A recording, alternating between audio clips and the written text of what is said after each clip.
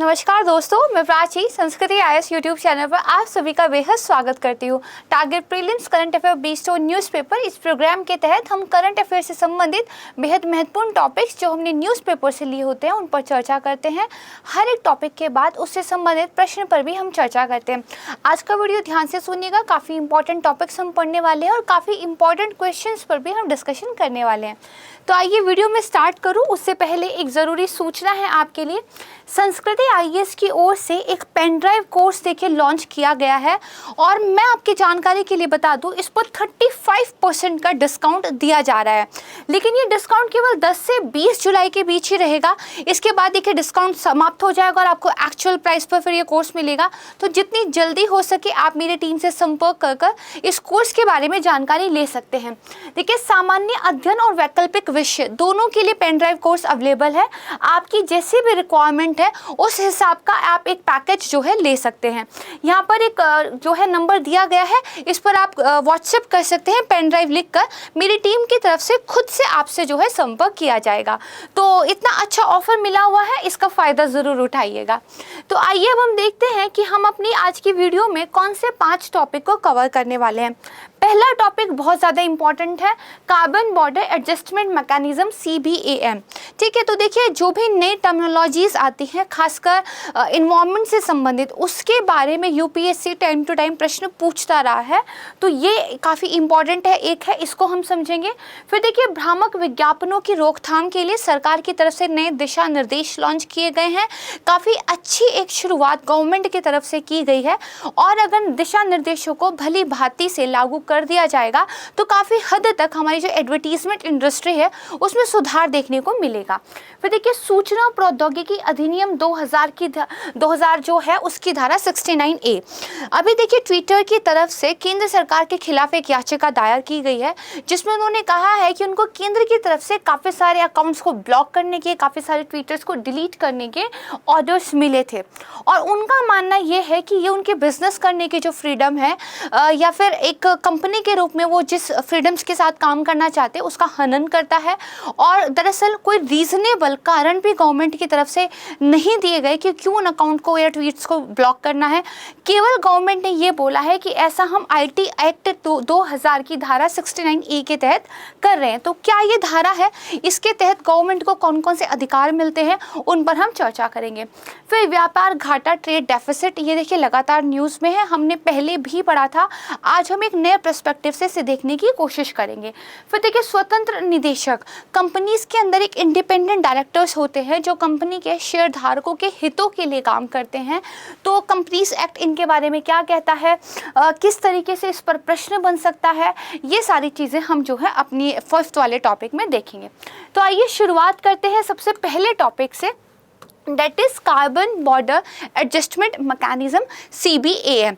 India EU global dynamics करके एक editorial आया था, इसके बेस पर मैंने इसका कंटेंट बनाया है। हिंदी में इसको देखिए कार्बन सीमा समायोजन तंत्र कहते हैं।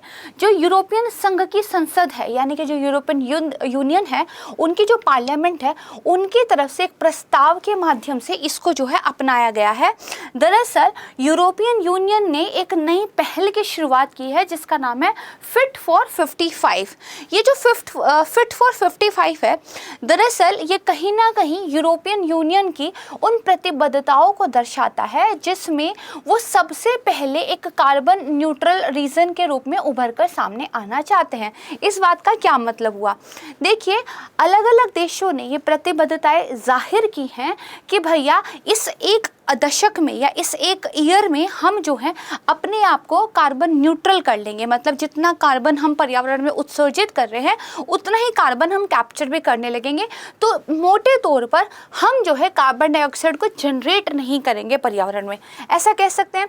और यूरोपियन यूनियन ऐसा करने वाला सबसे पहला बनना चाहता है। इसके लिए इन्होंने टारगेट भी रखा है कि 2050 तक लगभग हम जो है अपने आप को कार्बन न्यूट्रल बना लेंगे। ऐसी ही और बहुत सारी चीज़ों को को लेकर फिट फॉर 55 नाम का एक पैकेज बनाया है।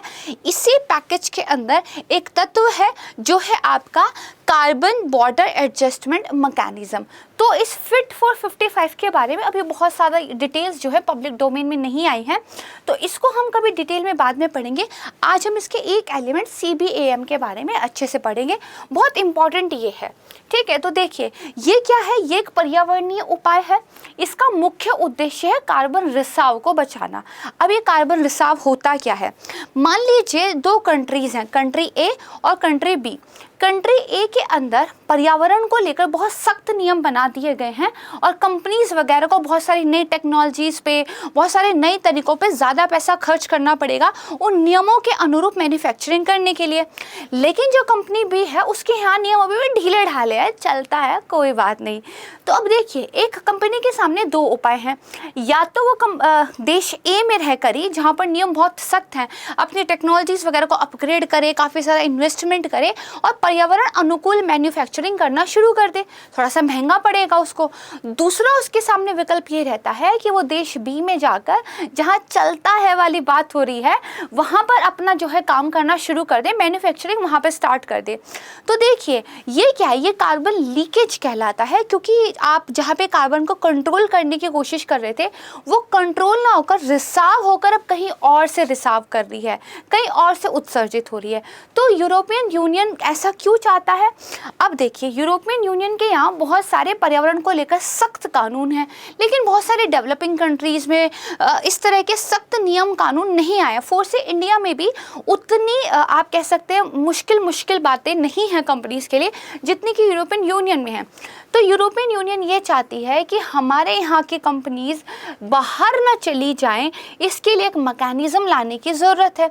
दूसरा, हमें कंपनीज़ को ये बाध्य करने की भी ज़रूरत है, ना सिर्फ हमारे यहाँ वाली बल्कि बाहर के देशों वाली भी, कि अब देखिए कम कार्बन उत्सर्जित करने वाली विधियों को अपनाना आप शुरू कर दीजिए। ये थोड़ा सा हो सकता है मुश्किल आपको लगा हो, जैसे जैसे मैं आप स्लाइड समझाऊंगी आपको चीज़ें क्लियर हो जाएंगी। तो देखिए ये ना केवल कार्बन रिसाव से बचाता है बल्कि कार्बन मूल्य निर्धारण नीतियाँ स्थापित करने के लिए भी प्रोत्साहित करता है। शुरुआत में जब इसको लागू किया जाएगा CBAM को, तो कुछ स्पेसिफिक जो ऊर्जा गहन क्षेत्र हैं उनके ऊपर इसको लागू किया जाएगा, जैसे सीमेंट, स्टील, एल्युमिनियम, तेल, रिफाइनरी, कागज, कांच, रसायन के साथ साथ बिजली का क्षेत्र भी इसमें शामिल हो सकता है। अब आप कहेंगे मैम इतनी राम कहानी बता रही हो, ये CBAM क्या है, ये क्या है नहीं बता रही हो, तो इसी को पहले समझते हैं। CBAM क्या है? जब भी बाहर के देशों से कोई माल यूरोपियन यूनियन में बिकने आएगा तो यूरोपियन यूनियन के बॉर्डर पे ये देख कर कि भैया इस माल को बनाने में कितना कार्बन आपने उत्सर्जित किया है और सेम माल को बनाने में हमारी कंपनी कितना कार्बन उत्सर्जित कर रही है, इसके बीच में जो गैप है उतना शुल्क आपके ऊपर हम लगा देंगे। मान लीजिए भारत में स्टील का जब उत्सर्जन हो रहा है तो 1 टन कार्बन उत्सर्जन होता है। जब वही स्टील का उत्पादन यूरोपियन यूनियन में होता है तो आधा टन जो है कार्बन उत्सर्जित होता है। तो ये जो आधा टन भारत के प्रोडक्ट पे ज़्यादा है, इस पर यूरोपियन यूनियन की तरफ से बॉर्डर पर ही कोई शुल्क, कोई टैक्स, कोई ड्यूटी लगा दी जाएगी। और बाद में मुद्दे की बात यह है, इस टैक्स के जरिए वो जितना भी पैसा वसूलेंगे उसका यूज़ वो अपने ही देश की कंपनियों को और ज़्यादा कार्बन पर्यावरण हितैषी बनाने में करेंगे। समझ गए? यानी कि भैया दूसरे देशों की कंपनीज़ को अच्छा उत्सर्जन ना करने के लिए, अच्छी पर्यावरणीय नीतियाँ ना अपनाने के लिए इनडायरेक्टली तरीके से पनिश करने का ये एक तरीका है। अब इस पर क्या कुछ मुद्दे हैं, क्यों ये ठीक है, क्यों ये ठीक नहीं है, ये हम समझेंगे। तो ये तो समझ गए CBAM में ये प्रस्तावित किया गया है कि यूरोपीय संघ में प्रवेश करने वाले सामानों पर, सीमाओं पर कर लगाया जाएगा। ऐसा कर कम कार्बन और संसाधन कुशल विनिर्माण को क्या है, बढ़ावा देगा। ऐसी मैन्युफैक्चरिंग जिसमें कार्बन का एमिशन कम हो और रिसोर्सेज का बहुत एफिशिएंट यूज़ हो, कम रिसोर्सेज खर्च करके ज़्यादा अच्छा आप काम कर पाए, इस चीज़ को ये बढ़ावा देगा। अब इसके पीछे लागू करने के तर्क क्या है भाई, क्यों इसको लागू कर रहे हैं? तो देखिए दो प्रमुख कारण है। पहला तो ये है कि देखिए यूरोपियन संघ ने घोषणा की है 1990 के स्तर की तुलना में 2030 तक वो अपने कार्बन उत्सर्जन में कम से कम 55% की कटौती करेंगे। और देखा जाए तो उन्होंने इस दिशा में काम भी किया है। यूरोपियन संघ ने 1990 के स्तर की तुलना में ग्रीन हाउस गैस उत्सर्जन में 24% की गिरावट वहाँ पे हुई भी है, लेकिन उनके आयात से बड़े उत्सर्जन बढ़ रहे हैं। जिन मालों को इंपोर्ट कर रहे हैं उन मालों को बनाने में बहुत ज़्यादा कार्बन एमिशन हो रहा है।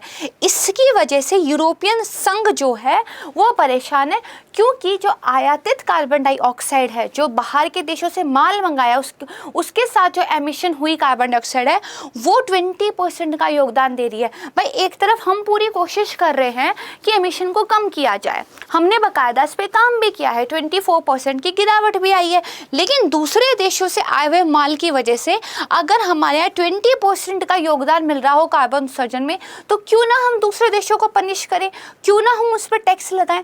पहला रीज़न तो ये है। दूसरा रीज़न देखिए ये है कि अन्य देशों में कंपनियां ना चली जाए या फिर अन्य देशों की कंपनियों को थोड़ी सस्ती टेक्नोलॉजी के द्वारा मैन्युफैक्चरिंग करनी पड़ रही है। बट यूरोपियन यूनियन ने इन सख्त नियमों की वजह से हायर टेक्नोलॉजीज़ के साथ, हायर इन्वेस्टमेंट के साथ मैन्युफैक्चरिंग कर रही है, तो हमारी कंपनी घाटे में न रह जाए और दूसरी कंपनियों के बराबर हो जाए, इसके लिए भी यूरोपियन यूनियन इस वाली चीज़ को लेकर आना चाहता है। ठीक है, यूरोपियन संघ के कार्बन फुटप्रिंट को, कार्बन पदचिह्न को कम करना है। जो बाकी देश है उनमें देखिए सख्त कानून है, किसमें जो 27 यूरोपियन संघ है इनमें देखिए उत्सर्जन व्यापार प्रणाली है, वहां पर एक सिस्टम है। वो सिस्टम एक आपको क्या बता देता है, ये बता देता है कि व्यक्तिगत तौर पर औद्योगिक इकाइयां कितना ग्रीन हाउस गैस उत्सर्जित कर सकती है। अगर इससे ज़्यादा उत्सर्जित करती है तो उन पर शुल्क वगैरह लगता है। अब कुछ व्यवसायों के लिए यूरोपीय संघ के भीतर परिचालन करना हो जाता है महंगा। भाई आपने इतने नियम लगा दिए हैं, हमें नई नई टेक्नोलॉजीज डेवलप करनी पड़ रही है, कार्बन को कैप्चर करने के लिए नए नए काम करने पड़ रहे हैं, तो हमारे लिए हो गई है मुश्किल। तो यूरोपियन संघ को डर है ये कंपनियां स्थानांतरित ना हो जाए और भैया वो ऐसे जगह ना चली जाए जहाँ पे उत्सर्जन वगैरह के नियम क्या है, आसान है। तो दो रीज़न हो गए। एक रीज़न तो ये है अपने देश की कंपनियों के एटपार ले आना दूसरे देश की कंपनियों को, और दूसरा वो वाकई में उत्सर्जन को कम भी करना चाहते हैं। राइट, अब लेकिन इतना आसान नहीं है। जो पनघट की डगर होती है बहुत कठिन होती है। तो देखिए कुछ लोगों ने इसका किया है विरोध, उसमें से भारत भी एक है। तो बेसिक ने यानी कि ब्राज़ील, दक्षिण अफ्रीका, भारत और चीन, ये जो समूह है, इसने इस फैसले का विरोध किया है, भेदभावपूर्ण करार दिया है। उन्होंने दो रीज़न दिए हैं।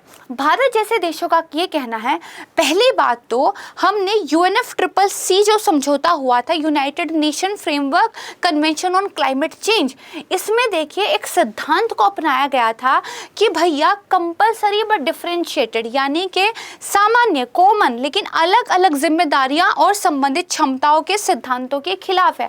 क्या है ये सिद्धांत? देखिए UNFCCC में ये कहा गया क्योंकि ऐतिहासिक रूप से जो अमीर देश हैं, जो डेवलप्ड कंट्रीज हैं, वो कार्बन उत्सर्जन करने के लिए ज़्यादा जवाबदेह हैं। तो जब रोक लगाने की बात आए तो पहले डेवलप्ड कंट्रीज जो है वो रोक लगाएं और वो पैसा इकट्ठा कर कर डेवलपिंग कंट्रीज को दे, ताकि डेवलपिंग कंट्रीज भी अपने उन तकनीकों वगैरह का उन्नयन कर सके जिससे क्लीन एनर्जी को बढ़ावा मिले। लेकिन यहाँ पर जब आप हर कंपनी से आने वाली चीज़ के माल पर शुल्क लगाएंगे, तो ये जो कॉमन बट डिफरेंशिएटेड वाला एक सिद्धांत था कि विकासशील देशों को थोड़ी छूट दी जाएगी, उनकी थोड़ी हेल्प की जाएगी, इससे तो आप पलटा मार रहे हैं।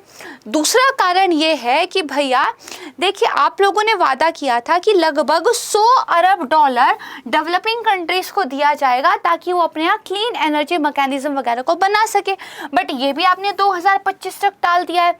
ऊपर से आप ये कह रहे हैं कि माल पर हम जो शुल्क वसूलेंगे उसको यूरोपियन यूनियन की कंपनीज के लिए लगा देंगे।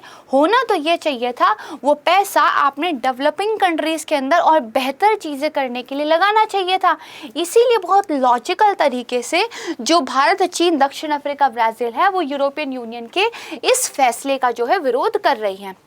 अब ये फैसला पर्टिकुलरली भारत को कैसे प्रभावित करता है, इंडिया के संदर्भ में हम चीज़ों को देखते हैं। आइए, तो देखिए यूरोपीय संघ भारत का तीसरा सबसे बड़ा व्यापार भागीदार है। 2020 में माल के व्यापार की अगर मैं सिर्फ बात करूं तो ये 74.5 बिलियन का योगदान था, ठीक है, यानी कि कुल वैश्विक व्यापार का 11.1%, यानी कि अच्छा खासा जो है हमारा ट्रेड उनके साथ चलता है। 2020-21 में यूरोपीय संघ को भारत का जो निर्यात था वो लगभग 41.36 बिलियन का था, इतना ज़्यादा हम उनको एक्सपोर्ट करते हैं। अब अगर कार्बन टैक्स जो है यूरोपियन संघ लगा देगा ये कहकर कि इंडिया की कंपनियां एमिशन ज़्यादा कर रही हैं, तो भारत में निर्मित वस्तुओं का हो जाएगा भैया कीमतों में वृद्धि। हमारे यहाँ की चीज़ जो हम 20 रुपये में बेच रहे थे, आपने उस पर टैक्स लगा दिया, वो 30 रुपये की हो गई। अब वो आपके यूरोपियन संघ में बिकेगी 30 रुपये की, और आपके यहाँ की कंपनी बेच रही है उसको 25 रुपये की। तो इससे हमारे व्यापारिक हित प्रभावित होंगे, हमारा माल बिकेगा ही नहीं आपके यहाँ पे, है ना। तो सामान खरीदना कम आकर्षक हो जाएगा, मांग कम हो जाएगी, ठीक है। और जो बड़े ग्रीन हाउस गैस पदचिन्ह वाली कंपनियां हैं, वैसी कंपनियां जो काफ़ी ज़्यादा अभी ग्रीन हाउस एमिशन कर रही है, उनके लिए निकट अवधि में काफ़ी सारी चुनौतियां देखिए प्रस्तुत हो जाएंगी। तो इंडिया के व्यापारिक हित इससे प्रभावित होते हैं, एक तो ये बात है। दूसरा, एक बहुत अच्छा खासा ट्रेड पार्टनर आप हमारे हैं, हमारे माल आपके यहाँ अगर कम जो है अट्रैक्टिव लगेंगे तो मुश्किलें भारत के लिए पैदा हो जाएंगी, राइट। तो ये सारी चीज़ें अब हम जो है समझ गए हैं। अब ये कॉन्सेप्ट आपके दिमाग में जब फिट हो गई तो आइए अब इससे प्रश्न को सॉल्व करते हैं। कार्बन सीमा समायोजन तंत्र के संदर्भ में कुछ स्टेटमेंट दिए गए हैं, इन पर आपको विचार करना है। इसका मुख्य उद्देश्य जलवायु परिवर्तन से निपटने हेतु जो भागीदार देश है उनको कार्बन मूल्य निर्धारण नीतियां स्थापित करने के लिए प्रोत्साहित करना है। अब सोचिए भैया, जो भागीदार देश हैं वो अपने यहाँ अगर वो शुल्क से, टैक्स से बचना चाहते हैं, अगर वो बिल्कुल खुशी खुशी अपना माल बेचना चाहते हैं, तो उनको कार्बन रिलेटेड चीज़ों को कम करने के लिए एफर्ट्स तो डालने ही पड़ेंगे। मतलब कहीं ना कहीं इसका एक उद्देश्य ये है कि भागीदार देश जो है कार्बन मूल्य निर्धारण नीतियों को विस्थापित करे। अब इस बात का पता चले कि कौन कितनी कार्बन एमिट कर रहा है, उस कार्बन का क्या प्राइस होगा, उसके हिसाब से कितना टैक्स लगेगा। भाई ये भी तो पता चले कि कितनी कार्बन उत्सर्जन करने पर कितना प्राइस देना पड़ेगा। तो कार्बन निर्धारण नीतियां विस्थापित करने की आवश्यकता आन पड़ेगी। इसके तहत यूरोपीय संघ की सीमा में प्रवेश करने वाली वस्तुओं पर आरोपित सीमा कर का भारतीय निर्यात पर सकारात्मक प्रभाव होगा। अब आप बताइए, हमारी चीजें जो पहले सस्ती बिक रही थी अब वो महंगी बिकेंगी, ऊपर से उस पर जो टैक्स लग रहा है वो भी हमारे किसी काम का नहीं, आप ही रख लोगे। तो हम पे पॉजिटिव इफेक्ट हो रहा है कि नेगेटिव हो रहा है? नेगेटिव इफेक्ट होगा, यही तो हमने पढ़ा, इसीलिए भारत इसका विरोध भी कर रहा है ना। तो ये गलत हो जाएगा। तो पूछ रहा कौन सा सही है, केवल हमारा पहला ठीक है, तो ए हमारा आंसर हो जाएगा, राइट। अब हम चलते हैं अपने सेकंड टॉपिक की तरफ। क्या है? भ्रामक विज्ञापनों की रोकथाम के लिए दिशा निर्देश 2022, the new rules to keep advertisements in check, ये एक एडिटोरियल आया था। तो देखिए, उपभोक्ता मामलों के विभाग के अंदर जो केंद्रीय उपभोक्ता संरक्षण प्राधिकरण आता है, उसने दरअसल इन गाइडलाइंस को, इन दिशा निर्देशों को क्या है, अधिसूचित कर दिया है। तो देखिए, जो उपभोक्ता संरक्षण अधिनियम 2019 है, उसकी जो धारा 18 है वो CCPA को, जिस बॉडी का हमने यहाँ पे नाम लिया केंद्रीय उपभोक्ता संरक्षण प्राधिकरण, इसी को CCPA आई थिंक इसको बोलते हैं, ठीक है, इसको जो है ये शक्तियाँ दी हैं कि वो इन गाइडलाइंस को जारी कर सकें, और इसी के तहत उन्होंने जारी भी किया है। अब ये जो गाइडलाइंस है, इनके अंदर क्या क्या मुख्य पॉइंट्स हैं वो आपको याद होने चाहिए, क्योंकि स्टेटमेंट के रूप में आपसे पूछे जा सकते हैं। सबसे पहली बात तो यह है, भ्रामक विज्ञापनों से जो है आपको बचाना है। इसका बहुत अच्छा एग्जाम्पल मैं आपको देती हूँ। जब वो बर्गर का या पिज्ज़ा का एडवर्टीजमेंट देते हैं तो कितना सुंदर दिखता है, रेड कलर के टमाटोज, ग्रीन कलर का कैप्सिकम एंड द वाइट चीज़, मतलब बहुत खूबसूरत वो दिखता है। लेकिन जब एक्चुअल में उसको बाय करते हैं तो वो उतने सुंदर कलर नहीं दिखते, वो सब मिक्स होकर अजीब सा ही दिखने लगता है। तो देखिए, एडवर्टीजमेंट कुछ और दिखा रहा है, रियल में आपको कुछ और मिल रहा है, तो कहीं ना कहीं ये आपको भ्रमित करने वाला एक विज्ञापन है, ये सच्चाई आपसे छुपा रहा है या फिर अधूरी सच्चाई दिखा रहा है। तो इस तरह के भ्रामक विज्ञापनों को रेगुलेट करना, उपभोक्ताओं के हितों की रक्षा करना, ये इन गाइडलाइंस का मुख्य उद्देश्य है, राइट। ऐसे विज्ञापन जो किसी उत्पाद या सेवा की विशेषताओं को बढ़ा चढ़ाकर दिखाते हैं, जैसे कोई पर्टिकुलर मिल्क प्रोडक्ट पीने से आपका दिमाग की जो क्षमता है वो एनहेंस हो जाएंगी, एग्जाम में आप ज़्यादा मेमोराइज कर पाएंगे। इस तरह के एडवर्टीजमेंट जो आते हैं जिनका जो है उम्मीद जो है वो अपने उपभोक्ताओं की अवास्तविक रूप से बढ़ा देते हैं कि 10वीं के बोर्ड हमारे बच्चे के, यूपीएससी का एग्जाम है, ये वाला जो है डब्बा पी लेगा, बड़ा इंटेलिजेंट हो जाएगा। तो इन पे क्या है, रोक लगानी है।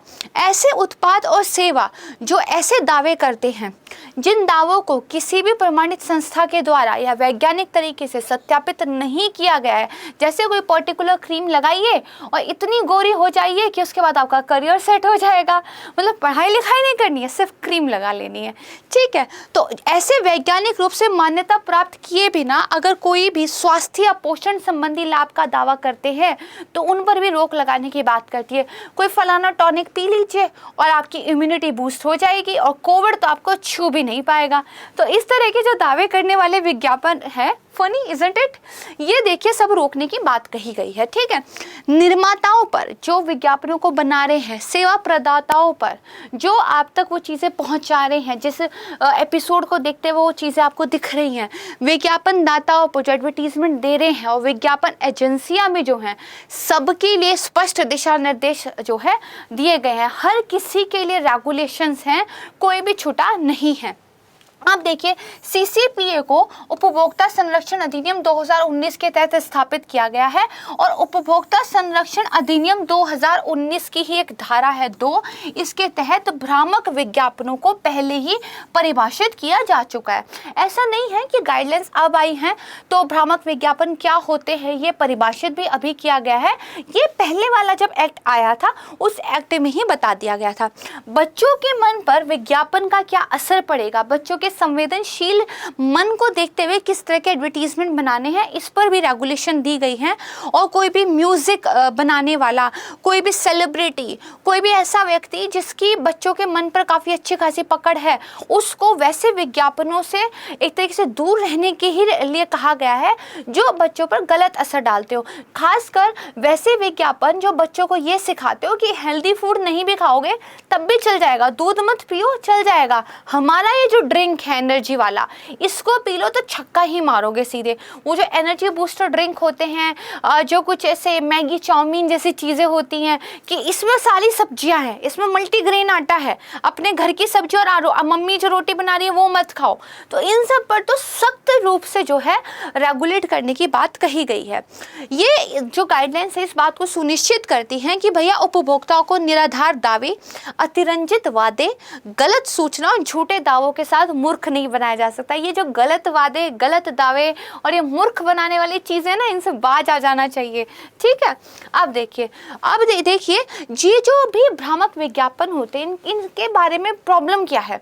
देखिए जब भी कोई एडवर्टीजमेंट आपको गलत जानकारी देता है तो वो आपके कुछ अधिकारों का हनन कर रहा है। एक कंज्यूमर के रूप में आपके पास कुछ राइट्स हैं, क्या क्या, जैसे सूचित होने का अधिकार, आपके पास राइट इन्फॉर्मेशन होनी चाहिए about the product and the service, ठीक है। चुनने का अधिकार, आपको 8-10 तरह के प्रोडक्ट्स में से जो आपके लिए बेटर हो उसको चुनने का अधिकार होना चाहिए।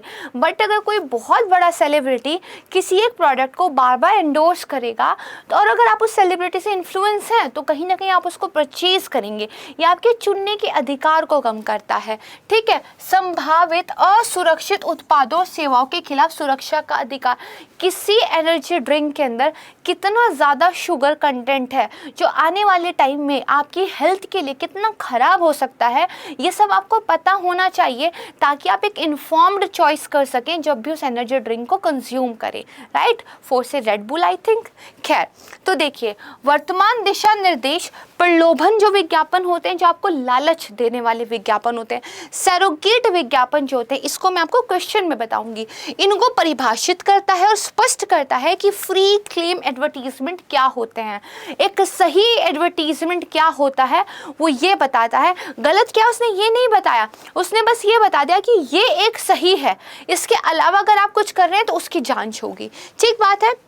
जो CCPA है वो किसी भी भ्रामक विज्ञापन के लिए ना केवल निर्माता पर जिसने बनाया है, विज्ञापन दाताओं पर जो उस विज्ञापन को दे रहा है, बल्कि एंडोर्सर्स पर, ये जो बड़े बड़े सेलिब्रिटी आते हैं ना और आपको बोलते हैं कि माजा P low, Pepsi, cocoa Cola P low और खुद नारियल का पानी पीते हैं, ठीक है, इन सब को लपेटे में लिया गया है और 10 लाख रुपए तक का जुर्माना जो है इन पर लग सकता है। और अगर आप इस ऑफेंस को बार बार करते हैं तो 50 लाख रुपए तक का जुर्माना आप पर लग सकता है।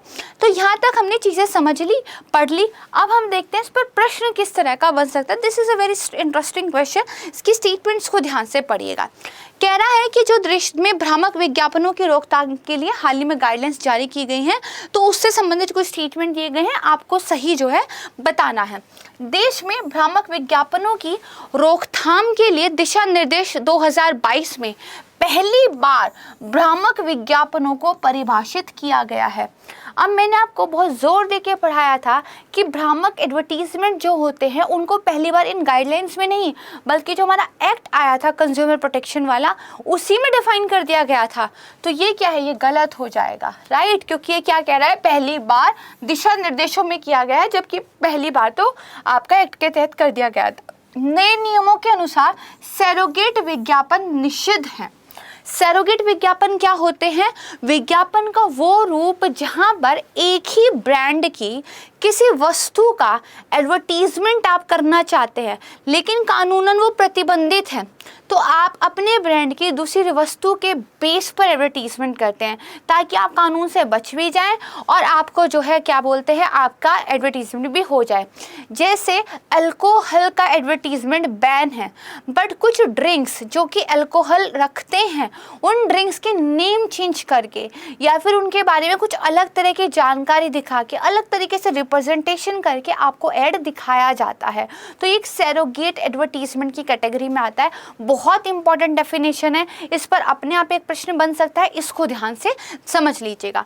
तो ये क्या है, इस तरह के सरोगेट विज्ञापन जो विज्ञापन के उस रूप को संदर्भित करता है जो ब्रांड के एक उत्पाद को बढ़ावा देने के लिए उसी ब्रांड के दूसरे उत्पाद की ब्रांड छवि की नकल करता है, ठीक है। तो ये क्या निषिद्ध है नई गाइडलाइंस में, तो ये बात बिल्कुल सही है, राइट। फिर ये कह रहा है CCPA किसी भी भ्रामक विज्ञापन के लिए केवल निर्माता और विज्ञापन दाताओं पर जुर्माना लगा सकता है, एंडोर्सर्स इससे बाहर है। क्यों भाई, जो विज्ञापन बना रहा है, एक्ट कर रहा है, एक्चुअल में तो उसकी रिस्पॉन्सिबिलिटी और भी ज़्यादा है, क्योंकि उपभोक्ताओं के, दर्शकों के मन पर तो उसकी छवि का प्रभाव पड़ता है। भाई आलिया भट्ट और वरुण धवन जो कह रहे हैं वो तो सही कह रहे होंगे, है ना। तो बेसिकली एंडोर्सर्स पर भी जुर्माना लग सकता है। इस बार नई गाइडलाइंस में इनको भी रिस्पॉन्सिबल ठहराया गया है, ठीक है। तो ये स्टेटमेंट भी हमारी हो जाएगी गलत। अब यहाँ पे पूछ रहा है कौन सा सही है, तो देखिए हमारी पहली स्टेटमेंट गलत है, तीसरी गलत है, दूसरी सही है, तो केवल 2 यानी कि बी हमारा आंसर हो जाएगा, राइट। अब बात करते हैं थर्ड टॉपिक की। थर्ड टॉपिक है सूचना प्रौद्योगिकी अधिनियम 2000 की धारा 69A। एक्सप्लेन है कि ट्विटर जो है कोर्ट में गवर्नमेंट के कंटेंट ब्लॉकिंग ऑर्डर के खिलाफ क्यों गया हुआ है।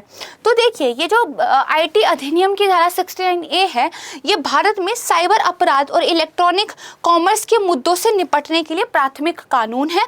ये केंद्र सरकार को ऑनलाइन सामग्री को ब्लॉक करने में और जो एक हमारा साइबर अपराधी है उसको गिरफ्तार करने की शक्तियां जो है प्रदान करती है, राइट। सूचना प्रौद्योगिकी अधिनियम की धारा 69A के तहत प्रौद्योगिकी मंत्रालय को ये अधिकार है कि वो ट्विटर जैसे प्लेटफॉर्म से किसी सामग्री को ब्लॉक करने का ऑर्डर देने के लिए अधिकृत है।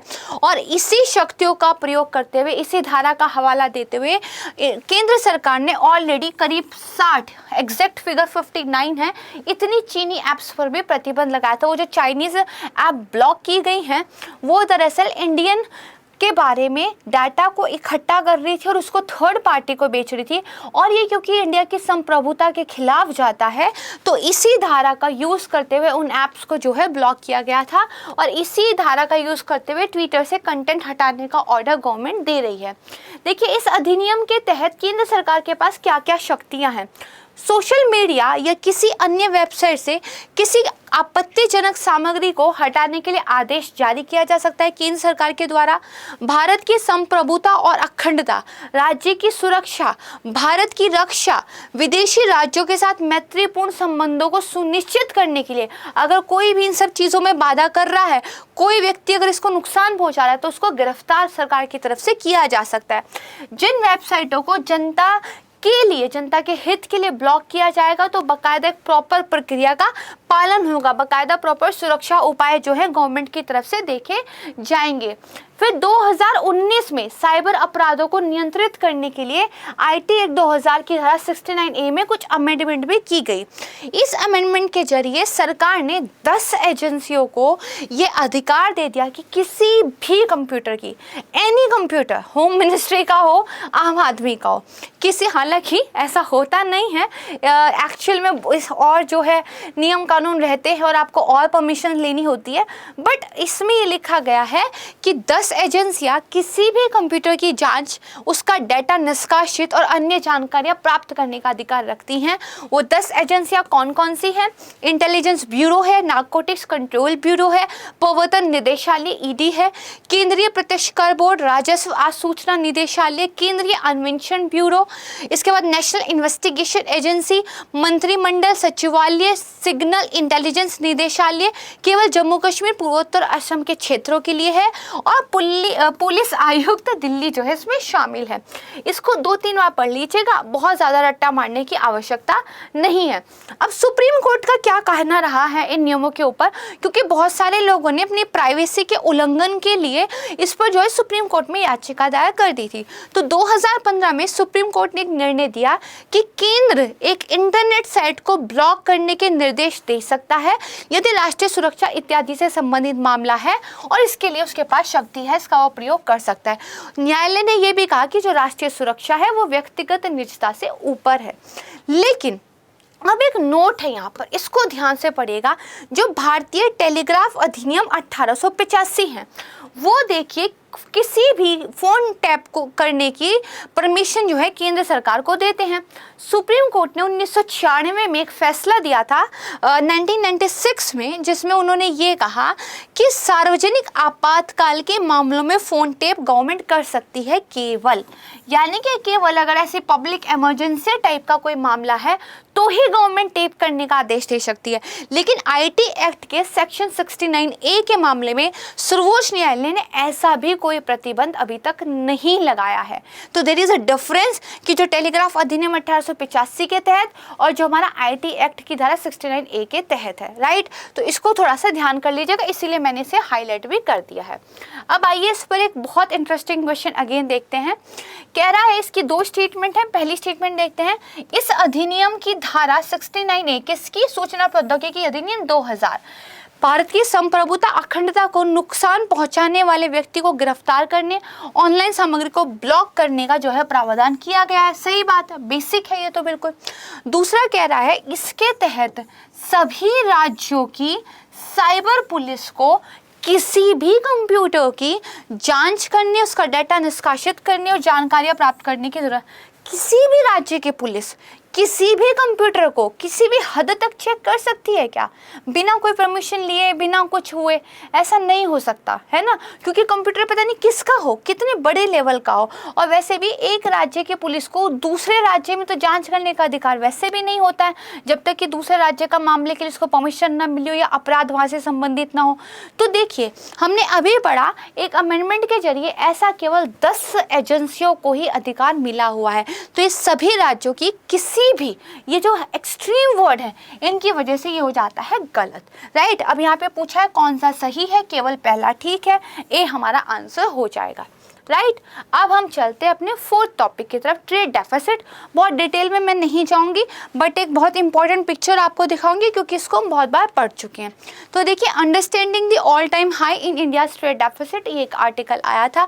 तो देखिए, वाणिज्य मंत्रालय के अनुसार जहां पिछले साल 2021 में भारत का कुल निर्यात बहुत ज़्यादा ऊपर चला गया था, $422 बिलियन, जो कि अपने आप में बहुत महत्वपूर्ण आप कह सकते हैं घटना थी, वहीं निर्यात निर्यात में वर्तमान में मई और जून 2022 में क्रमशः 20.6% का और 16.8% की वृद्धि बस हुई है, जबकि अप्रैल 2022 में 30.7% की वृद्धि हुई थी। और इससे देखिए मई और जून वाली काफ़ी कम है, यानी कि हमारे यहाँ एक्सपोर्ट वगैरह में कमी देखने को मिल रही है, इंपोर्ट वगैरह हमारे बढ़ रहे हैं, या आप ये कहिए एक्सपोर्ट भी हमारे अच्छा काम कर रहे हैं, बट इंपोर्ट और ज़्यादा बढ़ रखे हैं, इसलिए हमारा ट्रेड डेफिसिट अच्छा खासा देखने को मिल रहा है। अब देखिए वर्तमान वर्ष की पहली तिमाही में निर्यात और आयात के बीच अधिक अंतर दर्ज किया गया है, जिससे हमारा जो संचयी व्यापार घाटा है वो लगभग 70 बिलियन डॉलर पहुंच गया है, जो लगभग 23.3 बिलियन डॉलर प्रति माह ट्रेड डेफिसिट हमारे यहाँ काफ़ी ज़्यादा बढ़ रहा है। तो व्यापार घाटा होता क्या है? तो देखिए आयात और निर्यात के अंतर को कहते हैं व्यापार संतुलन, बैलेंस ऑफ ट्रेड। ठीक है, जब कोई देश निर्यात की तुलना में आयात अधिक करता है, भाई जितना माल आपने बेचा नहीं उससे ज़्यादा आप खरीद रहे हैं, तो इसका मतलब क्या है? आप व्यापार घाटे में, ट्रेड डेफिसिट में। जबकि अगर आप माल जो है खरीद कम रहे हैं बट बेच ज़्यादा रहे हैं तो ट्रेड सरप्लस होता है। ठीक है, यानी कि आपका क्या हो जाता है कि भैया आप अच्छा खासा मैन्युफैक्चरिंग कर रहे हैं, अपने ही यहाँ अपनी भी ज़रूरतों को पूरा कर ले रहे हैं, दूसरी कंट्री को भी माल बेचते रहे हैं। अब एक होता है आपका भुगतान संतुलन, बैलेंस ऑफ पेमेंट। ये क्या होता है? किसी भी देश का बाहर की कंट्रीज के साथ जो भी वित्तीय लेखा जोखा चल रहा है वो सारा का सारा बैलेंस ऑफ पेमेंट में आ जाता है, ऐसा मोटे तौर पर आप याद रख सकते हैं। भुगतान संतुलन एक विवरण है जो किसी भी अवधि के दौरान व्यावसायिक इकाइयां, सरकार जैसी संस्थाओं के मध्य किए गए प्रत्येक मौद्रिक लेन देन को अभिलिखित करता है। हर एक मॉनेटरी ट्रांजैक्शंस इसके अंदर रजिस्टर कर दिया जाता है। देश में आने वाले धन के प्रवाह की निगरानी में सहायता करता है, भाई कितना पैसा हमने देश से बाहर भेजा और कितना हमें मिला, इस बात को आप देख सकते हैं। किसी देश की वित्तीय स्थिति का बेहतर तरीके से मूल्यांकन करने में भी हेल्प करता है। अगर आप ट्रेड डेफिसिट में चल रहे हो, मतलब विदेशी मुद्रा आपको ज़्यादा खर्च करनी पड़ रही है, इतनी विदेशी मुद्रा आप माल बेचकर कमा नहीं पा रहे जितनी से आप माल खरीदने में खर्च कर दे रहे हो, मतलब जो हमारा केंद्रीय बैंक है उसको क्या है, अपने भंडार में से रखी हुई विदेशी मुद्राओं को निकालना पड़ेगा।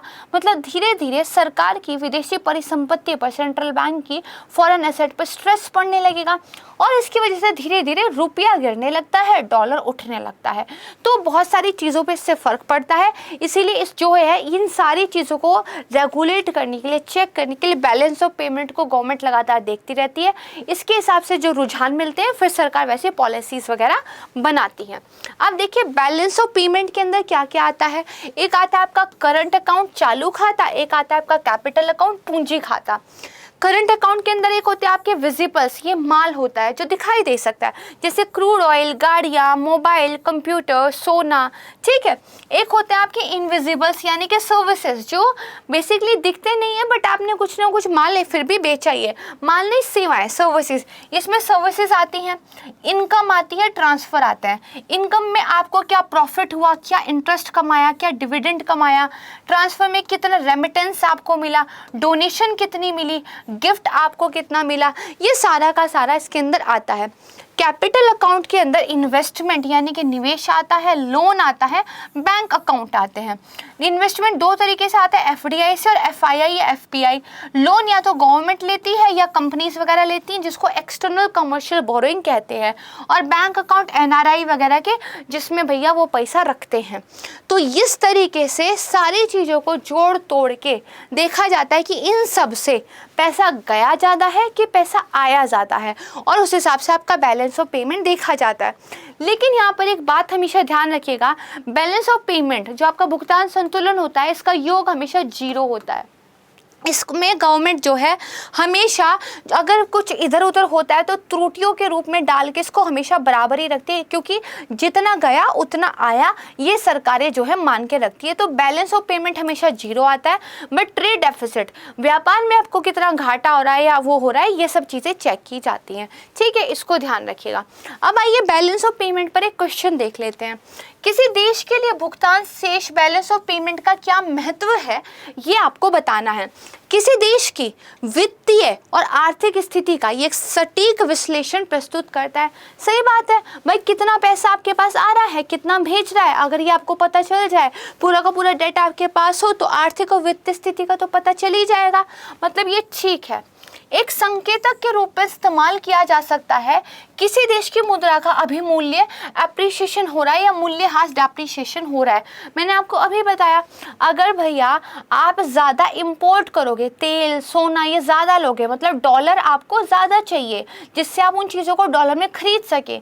जब आपको डॉलर ज़्यादा चाहिए मतलब डॉलर की डिमांड ज़्यादा हो गई, रुपये की मांग कम हो गई। जिस चीज़ की डिमांड ज़्यादा होती है वो महंगा हो जाता है, मतलब डॉलर उठने लगता है, रुपया गिरने लगता है। तो हमें पता चल जाता है बैलेंस ऑफ पेमेंट से कि एक्चुअल में डॉलर गिर रहा है या नहीं, और इसके रिलेशन में हमारा रुपया, हमारे देश की मुद्रा, उसका अभिमूल्यन हो रहा है या मूल्यह्रास हो रहा है। ये भी बात सही है। अब देश की सरकार को अपनी राजकोषीय और व्यापार संबंधी नीति को लेकर महत्वपूर्ण निर्णय लेने में मदद करता है, हेल्प करता है कि भैया कुछ डाटा वगैरह आपको पता चला, उसके बेस पर किस सेक्टर को, गवर्नमेंट को कितनी सब्सिडी देनी है, किस एक्सपोर्ट इंपोर्ट वालों को क्या कुछ करना है, ये सब सरकार जो है पता करती है, उस हिसाब से स्कीम्स योजनाएं वगैरह बनाती है। ठीक बात है। किसी देश के सेंट्रल बैंक द्वारा इसका प्रयोग व्यापक तौर पर बेंचमार्क पॉलिसी रेट निर्धारित करने में किया जाता है। पहली बात तो सेंट्रल बैंक कौन, हमारे देश में आरबीआई। बेंचमार्क पॉलिसी रेट क्या, रेपो रेट। तो इसके को आप कह सकते हैं लाने के लिए, इसको निर्धारित करने के लिए व्यापक तौर पर बैलेंस ऑफ पेमेंट का प्रयोग, व्यापक तौर पर बहुत बड़े लेवल पर सेंट्रल बैंक ये देखे कि बैलेंस ऑफ पेमेंट के क्या हाल चाल चल रहे हैं तो हम रेपो रेट लेकर आए। नहीं, ऐसा तो नहीं होता।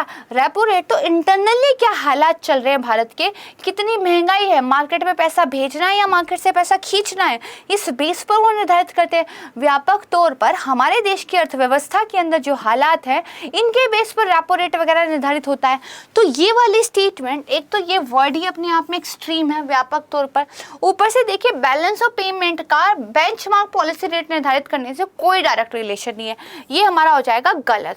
अब पूछा है कौन सा सही है, पहला, दूसरा, तीसरा ठीक है और हमारा चौथा क्या है, गलत है। यानी कि बैलेंस ऑफ पेमेंट का जो महत्व है वो ऊपर के 3 स्टेटमेंट है, चौथा हो जाएगा गलत। ये बहुत इंपॉर्टेंट क्वेश्चन है। इसी तरह के कॉन्सेप्चुअल क्वेश्चन यूपीएससी पूछता है, इसको ध्यान रखिएगा, प्रैक्टिस करते रहिएगा। अब हम बात करते हैं अपनी लास्ट टॉपिक की, दैट इज स्वतंत्र निदेशक, इंडिपेंडेंट डायरेक्टर्स। देखिए अभी क्या है, अमेजन ने एक्चुअली फ्यूचर रिटेल के जो इंडिपेंडेंट डायरेक्टर्स थे उन पर कुछ आरोप लगाए थे, इसीलिए देखिए न्यूज़ में था।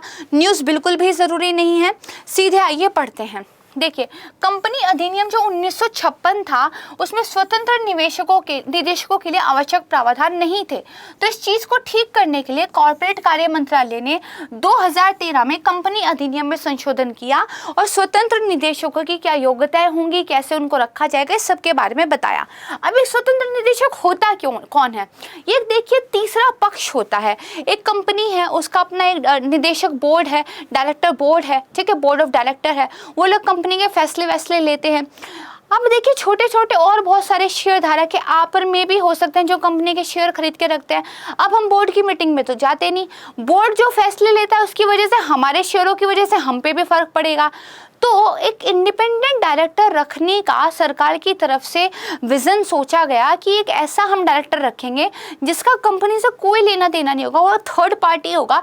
उसका एक ही बस काम होगा कि जो बाकी लोग हैं, जो बाकी शेयर धारक है, जो छोटे हित धारक हैं, जो कंपनी में अपनी डायरेक्ट रिप्रेजेंटेशन नहीं रखते, उन्हीं के हितों का वो ध्यान रखे।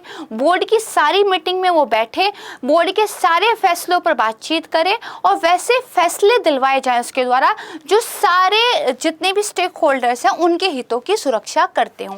बेसिकली ये होता है इंडिपेंडेंट डायरेक्टर। ये रोजमर्रा के कामकाज में भाग नहीं लेता, ना ही ये कार्यकारी टीम का हिस्सा होता है, बल्कि ये एक गैर कार्यकारी निदेशक होता है जो कॉर्पोरेट विश्वसनीयता और कॉर्पोरेट शासन मानकों को सुधारने में मदद करता है।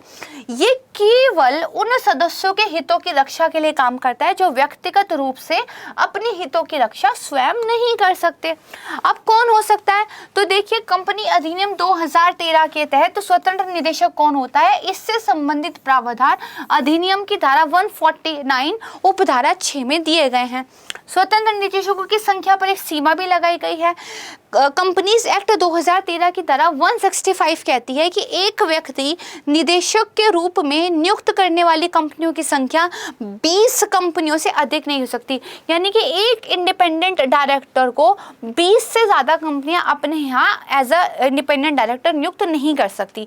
देखिए, इंडिपेंडेंट डायरेक्टर थोड़ा बहुत सैलरी अपनी लेता है, लेकिन वो एक पर्टिकुलर कंपनी के प्रति लॉयल नहीं है, वो तो उन लोगों के प्रति लॉयल है जो छोटे छोटे हित रखते हैं। तो एक से ज़्यादा कंपनियों में काम कर सकता है, बट अगर वो बहुत ज़्यादा कंपनियों में काम करेगा तो फिर क्या ही काम करेगा, कैसे सबका ध्यान रखेगा। तो 20 की एक लिमिट जो है निर्धारित कर दी गई है। ठीक है, फिर एक बहुत इंपॉर्टेंट है निदेशक पहचान संख्या DIN। ये इंपॉर्टेंट है। देखिए, ये संख्या 8 अंकों की एक पहचान संख्या, एक आइडेंटिटी नंबर है जो हर उस व्यक्ति को जो निदेशक बनना चाहता है या जो पहले से निदेशक है उसको केंद्र सरकार के द्वारा दी जाती है, ताकि केंद्र सरकार ये पता रख सके, भाई एक आधार कार्ड के रूप में निदेशकों को दे दिया गया कि अच्छा आप एक इंडिपेंडेंट डायरेक्टर बनना चाहते हो या हो तो ये नंबर आपके पास है। अब आप जिस कंपनी में भी जाओगे, साइन करोगे, वहाँ पर आपका ये नंबर रहेगा जिससे हम जो है आप पर चेक रख पाएंगे। ठीक है, अधिनियम की धारा 112 निदेशकों के लिए इस नंबर को रखना मैंडेटरी बनाता है। राइट, अब आइए इस पर एक प्रश्न देख लेते हैं। किसी कंपनी के स्वतंत्र यानी कि इंडिपेंडेंट डायरेक्टर या स्वतंत्र निदेशकों के संबंध में निम्नलिखित कथनों पर विचार कीजिए। ठीक है, पहला कह रहा है इसकी नियुक्ति और योग्यता का निर्धारण कंपनी अधिनियम 1956 के प्रावधानों के अनुसार होता है।